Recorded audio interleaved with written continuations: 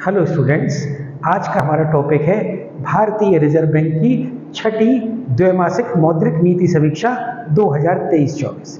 प्रतियोगी परीक्षाओं की दृष्टि से ये टॉपिक बहुत ही इंपॉर्टेंट है, क्योंकि विभिन्न प्रतियोगी परीक्षाओं में इससे संबंधित प्रश्न जो है वो पूछे जाते हैं। मैं हूं विवेक सक्सेना और आप देख रहे हैं साहित्य भवन का यूट्यूब चैनल।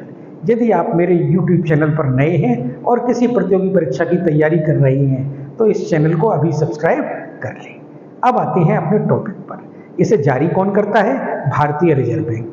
छठी जो लिखा हुआ है, भारतीय रिजर्व बैंक क्या करता है? हर 2 महीने पे मौद्रिक नीति समीक्षा जारी करता है। तो साल में कितनी हो गई? 6 हो गई। और ये वर्ष 2023 की छठी और अंतिम मौद्रिक नीति समीक्षा है। इसे जारी किया भारतीय रिजर्व बैंक में। एक यहाँ प्रश्न और क्या फ्रेम होता है कि वर्तमान में भारतीय रिजर्व बैंक के गवर्नर कौन है? इस तरह के प्रश्न जो हैं पहले भी बहुत बार पूछे जा चुके हैं। तो वर्तमान में भारतीय रिजर्व बैंक के गवर्नर जो हैं वो शक्तिकांत दास है। इसकी घोषणा कब हुई? मॉनेटरी पॉलिसी की मौद्रिक नीति समीक्षा की 8 फरवरी 2024 को।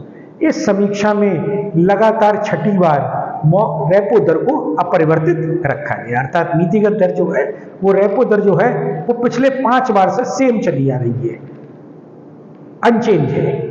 रेपो रेट कितनी है? 6.50% और रिवर्स रेपो रेट कितनी है? 3.35%। इस समीक्षा में वित्त वर्ष 2024-25 में जीडीपी की जो वृद्धि है वो 7% रहने का अनुमान व्यक्त किया गया है। अब आपको यहाँ ये भी मालूम होना चाहिए कि रेपो दर क्या होती है और रिवर्स रेपो दर क्या होती है।